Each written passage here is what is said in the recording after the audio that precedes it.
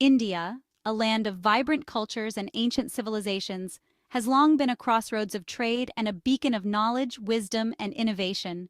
For centuries before the arrival of Europeans, India flourished as a center of learning, art, and commerce, with its universities and scholars attracting students from far and wide. Its rulers, from the Mauryas to the Mughals, presided over vast empires, rich in resources and renowned for their splendor, architectural marvels, and cultural achievements. The subcontinent's strategic location at the heart of the Indian Ocean trade routes made it a magnet for merchants and adventurers from across Asia and beyond, fostering a vibrant exchange of goods and ideas. From the Roman Empire in the west to the Chinese dynasties in the east, India's goods, spices, and ideas flowed along these ancient trade routes, shaping the world's history and influencing cultures far and wide. The spice trade, in particular, played a pivotal role in attracting European powers to India's shores, driven by the allure of these exotic and valuable commodities. Pepper, cinnamon, cloves, and nutmeg, these were the prizes that lured European explorers eastward, driven by a thirst for wealth and a desire to break the Venetian monopoly on the lucrative spice trade, which had dominated for centuries.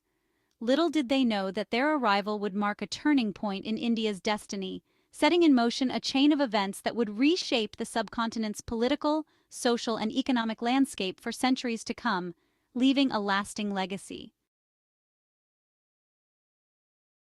In 1498, a Portuguese explorer named Vasco da Gama achieved what had long been considered a near impossible feat. He sailed around the southern tip of Africa, navigating the treacherous waters of the Cape of Good Hope, and landed at Calicut on the southwestern coast of India, a bustling hub of spice trade and commerce. Da Gama's voyage, hailed as a triumph of navigation and exploration, opened a new chapter in world history, forever altering the course of global trade and interaction. It marked the beginning of direct European involvement in the Indian Ocean trade, a network that had been dominated by Arab, Persian, and Indian merchants for centuries, and heralded the arrival of the Portuguese, the first Europeans to establish a foothold in India, setting the stage for future colonial endeavors. Driven by a combination of religious zeal and economic ambition, the Portuguese quickly sought to capitalize on their newfound access to the East, eager to spread Christianity and amass wealth. They established trading posts along the Indian coast, from Goa in the west, a strategic location that became a vital center for their operations, to Cochin in the south, another key port that facilitated their control over the spice trade. These fortified settlements served as bases for Portuguese merchants and soldiers, allowing them to control key ports and trade routes and exert influence over local rulers. One of their most significant figures was Afonso de Albuquerque, known for his ruthless military campaigns and strategic brilliance, which solidified Portuguese dominance in the region. He captured Goa in 1510, making it the capital of the Portuguese Estado da India, or State of India, a move that cemented their presence in the subcontinent. This marked the beginning of European territorial ambitions in India, a trend that would continue for centuries. The Portuguese presence in India, though geographically limited, had a lasting impact, influencing local culture, cuisine, and architecture. They introduced new crops such as tobacco and cashews, which became integral to Indian agriculture and economy, and left behind a legacy of architectural marvels, including churches that stand as testaments to their presence and influence, and forts that stand as testaments to their presence, showcasing their military and architectural prowess. However, their influence waned in the 17th century as other European powers, attracted by the allure of the East, began to challenge their dominance, leading to a new era of competition and conflict. As the 17th century dawned, a new and powerful player emerged on the Indian stage, the Dutch East India Company, also known as the VOC. Established in 1602, the VOC was a formidable force, backed by the Dutch government and driven by a relentless pursuit of profit and dominance in global trade.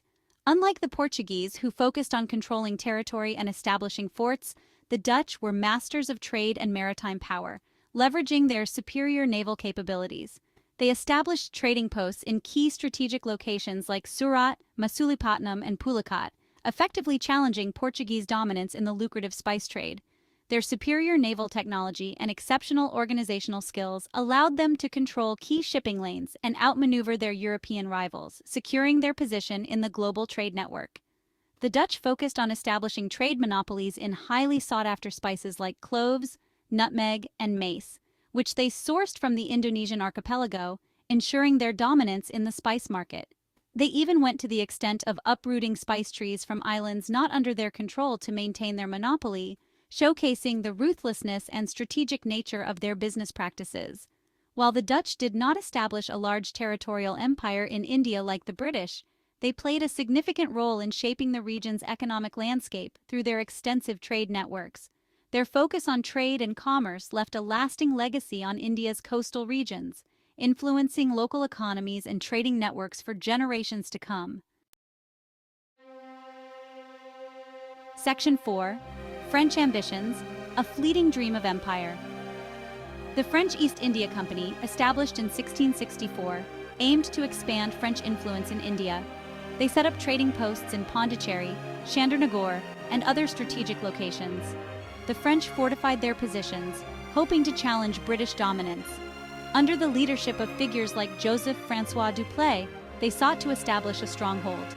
However, the French faced stiff resistance from the British East India Company. The Carnatic Wars, a series of military conflicts, saw the French ambitions thwarted. The Treaty of Paris in 1763 marked the end of French aspirations in India. They retained only a few small enclaves, a shadow of their former ambitions. Today, the legacy of French presence in India can still be seen in places like Pondicherry, where French culture and architecture continue to thrive, a testament to a fleeting dream of empire. The European powers, driven by ambition and dreams of empire, left an indelible mark on the Indian subcontinent. Their fleeting dream of empire was marked by both grand achievements and profound impacts on the local populace.